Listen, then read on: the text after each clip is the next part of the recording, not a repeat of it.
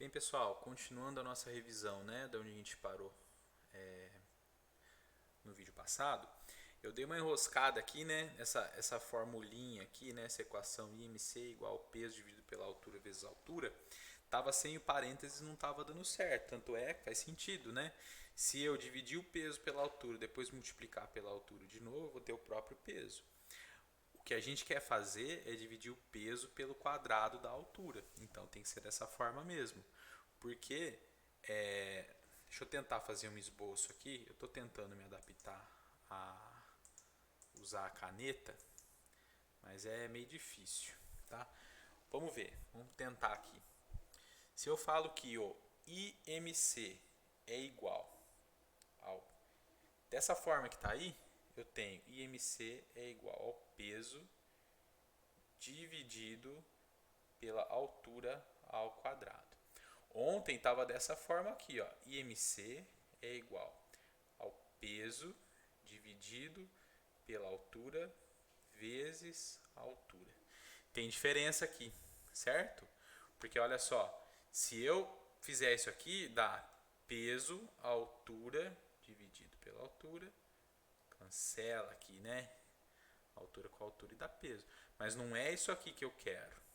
Eu quero o peso dividido pela altura ao quadrado. Então estava faltando esses parênteses aqui, que assim como na matemática, na linguagem C a gente usa para dar precedência maior para essa parte da operação, para ela ser feita primeiro, para depois ser feita a divisão. Tudo bem? Então, continuando, agora a gente vai fazer uma revisão rapidinha das estruturas condicionais, que eu cheguei a falar só do if, né?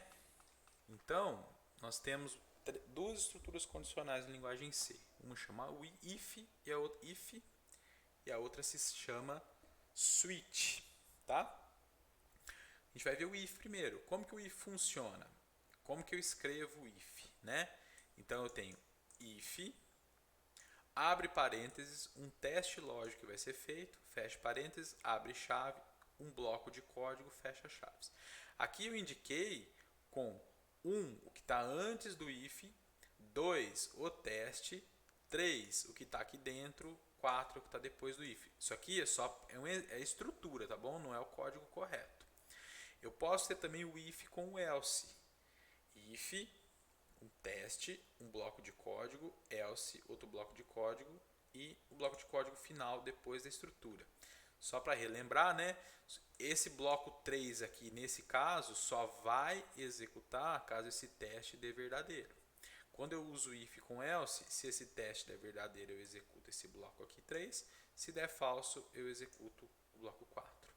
E eu posso também encadear diversos ifs com elses, formando os else ifs. Então, posso ter vários testes com vários blocos de códigos associados e se o teste 1 der verdadeiro, eu rodo o bloco 3. Se ele der falso, faz o teste 2. Se der verdadeiro, rodo o bloco 5. Se der falso, rodo o teste 3. Se o teste 3 der verdadeiro, rodo o bloco 7. Se der falso, rodo o else. Então, para eu chegar no bloco 8, eu tenho que ter dado falso em tudo, certo? Então, aqui vem aquele desenho, aquele fluxograma, né? Aquele fluxo de execução. Isso aqui, na verdade, é um diagrama de estados, né? Um autômato. Mas isso aí a gente não vai entrar em detalhe nessa nomenclatura, mas é fácil de entender. Então eu venho antes da execução do código. Então aqui, pessoal, vamos testar a caneta de novo. Vamos ver se funciona. Vamos colocar aqui, ó. If,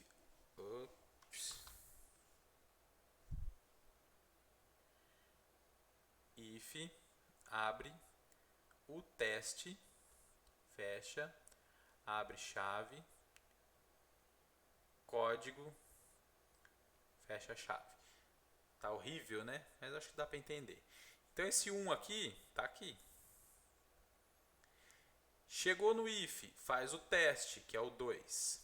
Se o teste deu verdadeiro, ele roda o bloco 3.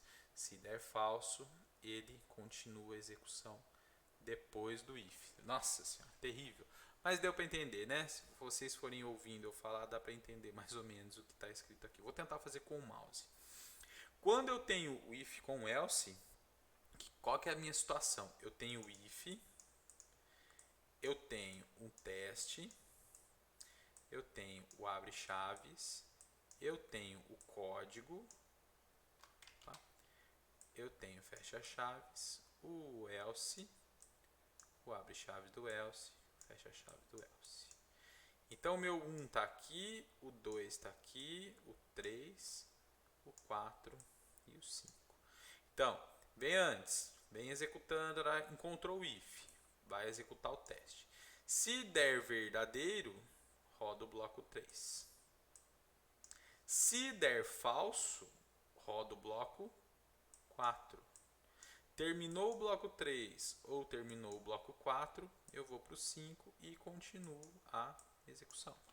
Certo? E além disso, ainda tenho o caso com os else ifs. Eu posso encadear quantos eu quiser, tá bom? Então eu tenho aqui, vamos tentar a caneta de novo. Vamos ver se vai agora. If, o teste,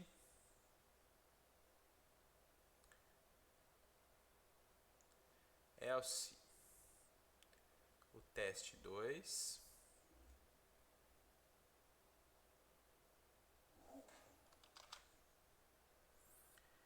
aqui é else if, né? Else if, else if, teste 3, nossa senhora. Else, nossa senhora, eu tô mais atrapalhando que ajudando, né? Tem que voltar lá pro jardim e aprender a escrever de novo. Else. Então, vem executando. Cheguei no teste, essa parte aqui. Se deu verdadeiro, roda o que está aqui. Se der falso, eu venho executar o próximo teste. Se ele deu verdadeiro, roda o bloco 5.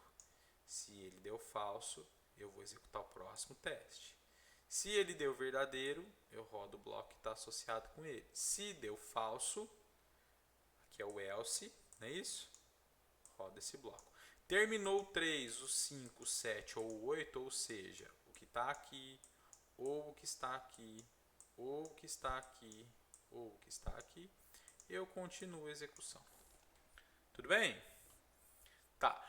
Para montar os testes lógicos, a gente viu que a gente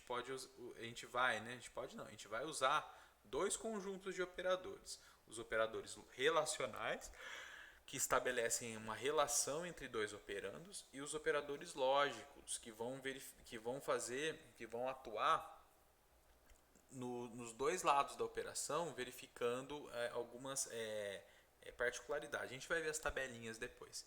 Então, aqui no caso, eu posso ter o menor, uma variável menor que um valor, ou um valor menor que uma variável. Então, sinal de menor. Sinal de menor igual, que é o operador menor ou igual. Cuidado, tem que estar junto, tá bom? O igual tem que estar junto do menor. Maior, operador maior. Maior igual, operador maior igual. Igual, aqui talvez seja o que vai dar mais problema na cabeça aí de vocês. Vocês vão ficar mais confusos. Quando eu quero testar a igualdade entre dois operandos, o operador são dois sinais de igual, não é um sinal só, tá bom? Um sinal de igual é o operador de atribuição, quando eu quero guardar um valor dentro de uma variável, tá bom? E o diferente é o exclamação igual, beleza? Além desses, quando eu quero, por exemplo, se eu quiser verificar se... Deixa eu tentar aqui mais uma vez, a gente não pode desistir. Se eu quero verificar se A é menor que B e menor que C, eu não posso colocar isso aqui dentro de um if. Por quê? Porque isso aqui vai dar verdadeiro ou falso. Verdadeiro ou falso comparando com um valor não faz sentido, concordam? Então, isso aqui provavelmente não vai funcionar no teu if. Vai compilar, mas não vai funcionar. O que a gente quer fazer? O que a gente tem que fazer? Separar essa expressão em duas. Eu quero que isso aqui seja verdade e que isso aqui seja verdade também. Então eu tenho que fazer A menor que B e B menor que C, ok? Que é um E comercial, esse aqui, ó, dois E's comerciais, operador E. Então os operadores lógicos são o E, o ou e o não, e aqui tem as tabelinhas verdade deles. Então o E, se eu tiver um valor verdadeiro testando com outro verdadeiro, o resultado vai ser verdadeiro. Um falso com um verdadeiro dá falso, falso, verdadeiro com falso dá falso, falso com falso dá falso. Ou seja, numa expressão lógica que tem o operador E, tiver só um operador E, só vai dar verdadeiro se o lado esquerdo e o lado direito forem o quê? Verdadeiros. O ou é parecido, não é o inverso, tá, gente? Mas ele é parecido. Parecido não, desculpa. Funciona de outra forma. Como que é o ou? Se um dos lados for verdadeiro, é o suficiente para dar verdadeiro. Então, verdadeiro ou verdadeiro, verdadeiro. Falso ou verdadeiro, verdadeiro. Verdadeiro ou falso, verdadeiro. Falso ou falso, falso. Para dar falso, então, com o ou, os dois lados têm que estar como falso. Tudo bem? E o não é a negação. Olha lá, tabela verdade do operador lógico. Não. Se eu tenho verdadeiro, desculpa. Não verdadeiro é falso. E se eu tenho falso, não falso é verdadeiro. Beleza? Aqui na verdade eu li errado, mas é para ler aqui e de baixo. Não verdadeiro, falso, não falso, verdadeiro. Tudo bem?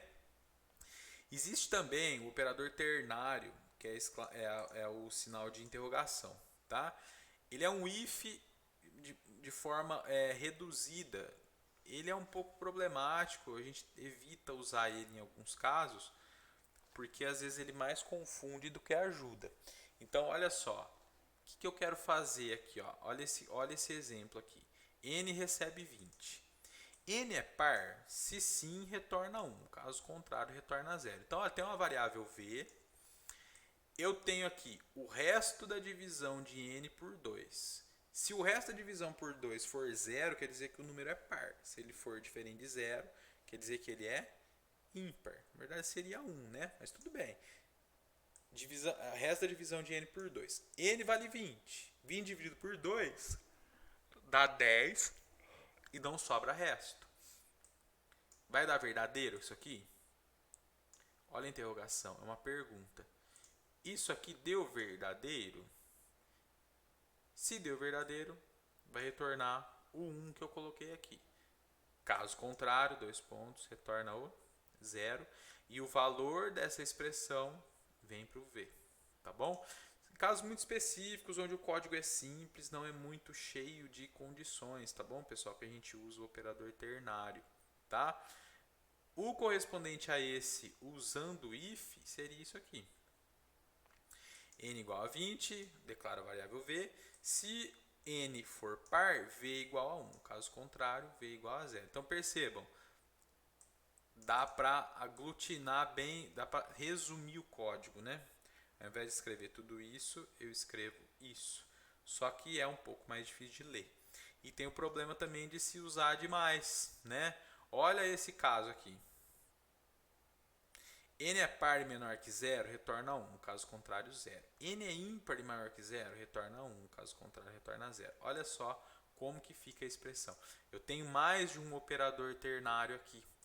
Se isso aqui for verdadeiro, eu executo isso aqui, que ainda vai testar se N é menor que 0. Se N for menor que 0 e par, retorna 1. Se N for menor que 0, se N for par e N for diferente de 0, maior que 0, né? Desculpa, maior ou igual a 0, retorna 0, que é o que está aqui, ó. Se isso aqui for falso, ou seja, se o N é ímpar, aí ele vem para cá. Retorna, se o N é maior que 0, retorna 1. Se o N for menor ou igual a 0, retorna 0. Estão vendo como fica complicado? Olha aqui, complicado de ler, né? Então a gente evita usar o operador ternário nessas situações. Tudo bem? Para terminar a parte de conteúdo, a gente pode também ter variáveis que armazenam valor verdadeiro ou falso. Igual um inteiro armazena números inteiros, igual um float armazena números decimais, igual um char armazena caracteres, eu posso ter um booleano, uma variável do tipo lógico que guarda verdadeiro ou falso. Na linguagem C, esse tipo ele não existe de forma nativa, tá? Mas a partir de uma determinada versão, que agora eu não lembro qual, foi criado esse cabeçalho, essa biblioteca stdball.h. E quando a gente quer declarar uma variável como booleana, como boolean, a gente tem que incluir ele, certo? Então, olha o código aqui, incluindo stdball.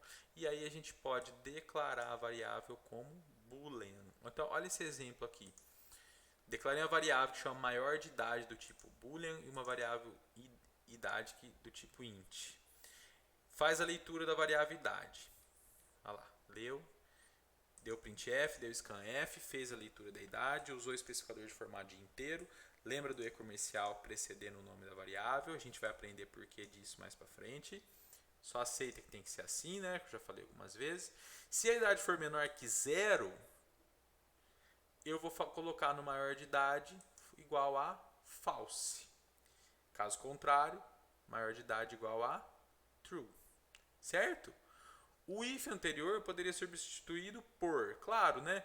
Idade é menor que 18. Se isso aqui for verdadeiro, vai guardar verdadeiro aqui. Se for falso, vai guardar falso aqui. Tá? E aqui tem o if. Posso usar ele direto, ó, porque agora tem um verdadeiro ou tem um falso aqui. É isso? Você é maior de idade, você não é maior de idade. Entenderam a ideia? É lógico que esse código aqui ele é muito redundante, né? Mas para entender o conceito, entender a ideia aí de ter uma variável boolean, tá bom?